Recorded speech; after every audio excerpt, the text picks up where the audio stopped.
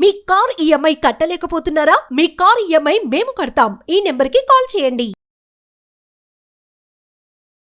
నమస్తే, welcome back to Suman TV. నేను మీ సంజయ్. ఈరోజు మనతో పాటు ఉన్నారు తోడు నీడ ఫౌండర్ రాజేశ్వరి అమ్మగారు.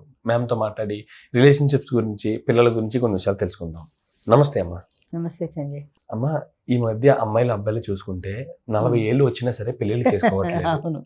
తల్లిదండ్రులేమో మాకు మనవాళ్ళు కావాలి, మా ముందు మనవాళ్ళు బుడిబుడి అడుగులతో నడుస్తుంటే వాళ్ళ ఆటలు చూసి వాళ్ళ ఆనందాన్ని చూసి మురిసిపోవాలన్న ఉద్దేశంతో ఆలోచిస్తారు. కానీ పిల్లలు మాత్రం ఏం పట్టించుకోవట్లేదు. 40 ఏళ్ళ వరకు పెళ్లిళ్ళు కూడా చేసుకోవట్లేదు.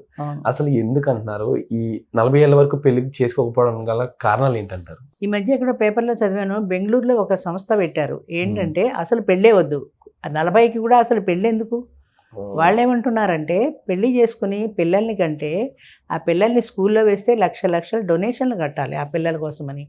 వీళ్ళ ఏడుపులు, రోగాలు, రొచ్చులు, ఇన్ని బాధలు పడుతూ మన యూత్ అంతా ఇందులోనే పోతుంది. హాయిగా మనం ఇప్పటికే 40 ఏళ్ళకి లేటుగా పెళ్లి చేసుకుని మళ్ళీ పిల్లల్ని కానీ ఈ బాధల కంటే అసలు పిల్లల్నే కనకుండా ఉంటే ఆ 10 లక్షలు డొనేషన్ కట్టేది ఈ 10 లక్షలు పెడితే హాయిగా మనం యూరోప్ ట్రిప్ వెళ్ళొచ్చు కదా, మన సంతోషాన్ని ఖర్చు పెట్టుకోవచ్చు కదా, ఎందుకు ఈ పిల్లలు అలా అమ్మటం మనకి అనుకుంటున్నారు.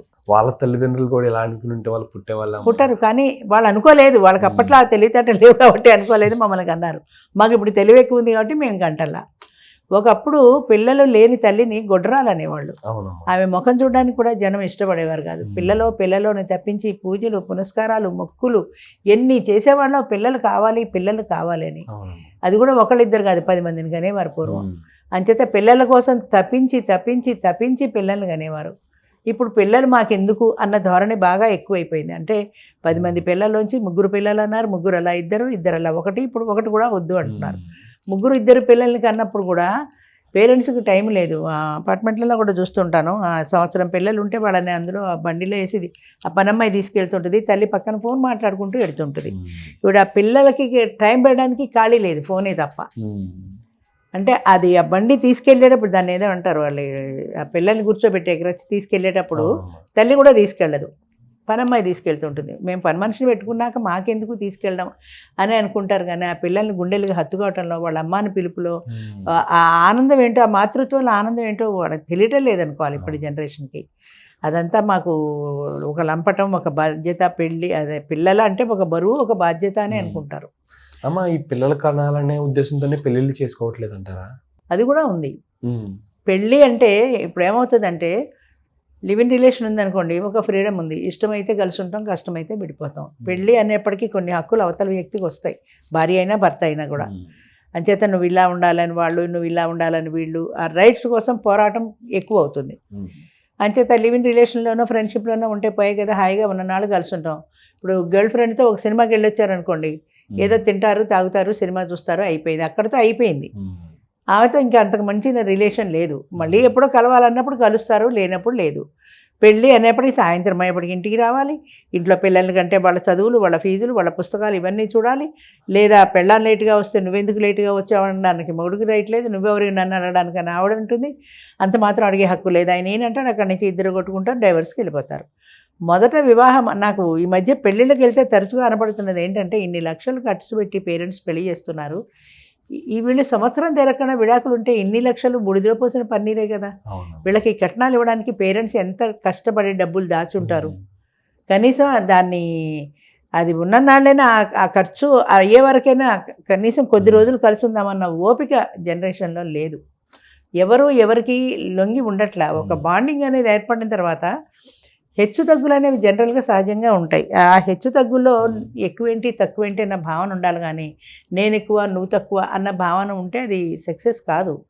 మాకు ఒక ఎంటెక్ అమ్మాయి ఉంది, ఆ అమ్మాయి బీటెక్ వాడిని చేసుకోదు, వాడు ఎంటెక్కే కావాలి. 50 ఏళ్ళు దాటాక వాడు ఎంటెక్ ఏంటి బీటెక్ ఏంటి, ఇంకొక 10 ఏళ్ళు పోతే రిటైర్ అయిపోతారు కదా. అంటే నేను ఎంటెక్ ఉండి నాకంటే తక్కువ వాడిని ఎలా చేసుకుంటానండి. అందుకని కొంతమంది ఆడపిల్లని చదివించడానికి కూడా భయపడుతున్నారు. ఇది చదువు పెరిగిన కొద్దీ ఇది తక్కువ వాడిని చేసుకోదు, దీనికి మొగుడిని ఎక్కడి నుంచి. ఎంఏ పాస్ అయింది అనుకో, అమ్మాయికి PhD వాడు కావాలి, BA వాడిని చేసుకోదు.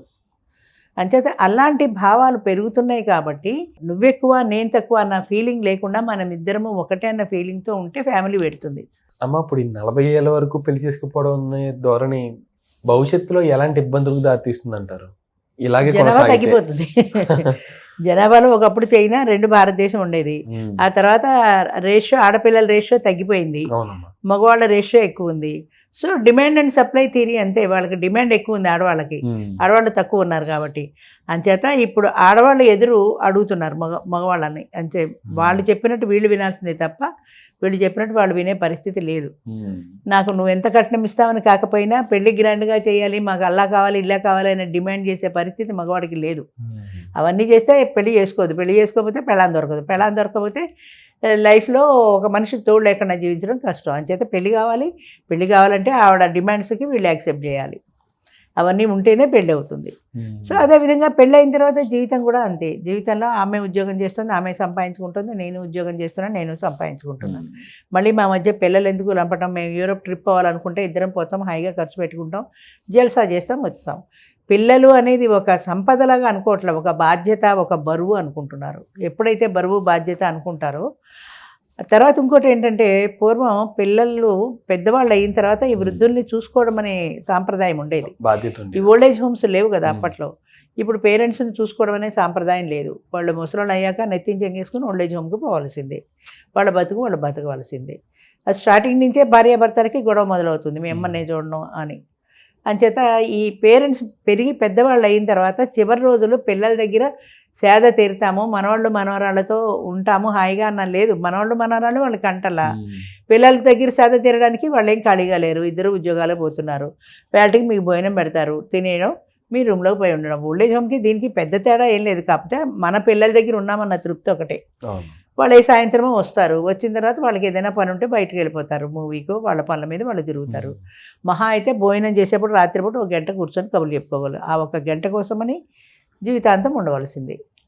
అలా కూడా లేకుండా ఓల్డేజ్ హోమ్లకు పంపిస్తున్నారు. ముఖ్యంగా ఏం చెప్తారమ్మా? ఇప్పుడు పెళ్ళి ఎందుకులే చేసుకుందాం, తొందర ఏముందరే అనుకున్న ప్రతి ఒక్కరికి మీరు ఏం చెప్తారు?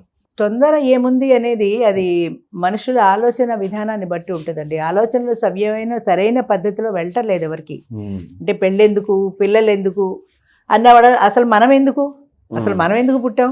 ఏదో వాళ్ళకి అన్నారు కాబట్టి. ఇప్పుడు కొత్త ప్రశ్న చాలామంది అడుగుతున్నారు పేరెంట్స్ని, గొడవ వస్తే నన్ను ఎందుకు కొన్నావు నువ్వు, నన్ను ఎవరు కనమన్నాను, నిన్ను నా పర్మిషన్ అడిగి కన్నావా అన్న ప్రశ్న చాలా చోట్ల వింటున్నాను నేను. అదే ప్రశ్న తిరిగి తల్లిదండ్రులు ఇట్లా మా అబ్బాయి ఇలా అన్నాడని ఏడవడం తప్ప, అసలు నువ్వు ఎందుకు పుట్టావు, నా పర్మిషన్ అడిగి పుట్టావా నువ్వు, నేను ఎందుకు నేను 9 నెలలు మోసాను, నా పర్మిషన్ లేకుండా నా కడుపులో నువ్వెందుకు పడ్డావు అని తిరిగి ప్రశ్న అడిగే స్థాయి తల్లిదండ్రులకి లేదు.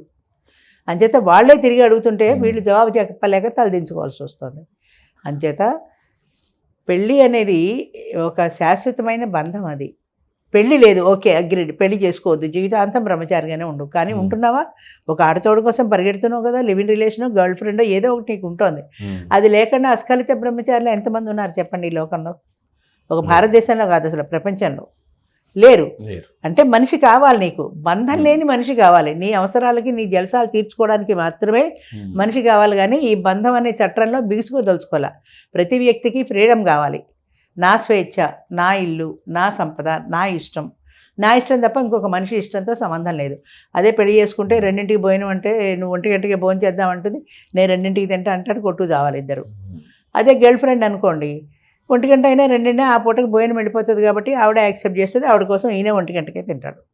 అంచేత చిన్న చిన్న విషయాల దగ్గర నుంచి సర్దుబాటు అనేది జీవితంలో లైఫ్లో లేదండి. యంగ్ జనరేషన్లో పెద్దవాళ్ళకు కూడా లేదు చాలామందికి. అంచేత కాలంలో వస్తున్న మార్పు ఏంటంటే మనము అన్న భావన పోయింది. మనము, మన ఇల్లు, మన సంసారం, మన పిల్లలు అన్న భావన పోయి నేను, నా ఇల్లు, నా సంపాదన, నా ఇష్టం అన్న భావన ఎప్పుడైతే వచ్చిందో, నేను అనుకోవడంలో స్వార్థమే కదా ఉంది. ఆ స్వార్థంతో పాటే ఇవన్నీ వచ్చేసాయి. నేను మాత్రమే ఉండాలి, నేను మాత్రమే సంతోషించాలి, నేను మాత్రమే హాయిగా ఉండాలి అన్న భావన పెరిగిన నాళ్ళు కూడా ఇది ఇలాగే పోతుంది కొన్నాళ్ళు. కానీ ఏదో ఒక రోజున తప్పనిసరిగా వెనక్కి వస్తుంది. ఇప్పుడు ఫ్యాషన్ చూడండి, పొడుగు చేతులు పొట్టి చేతులు ఇలా మారుతూ వచ్చిందో, అలాగే ఇందులో ఏదో ఒక నష్టం వస్తుంది. నష్టం వస్తే మళ్ళీ వెనక్కి వస్తారు, ఖచ్చితంగా వెనక్కి రావాల్సిందే. దానికి వేరే ఇక మార్గం కూడా లేదు. థ్యాంక్ యూ అమ్మా, thank you very much. Thank you.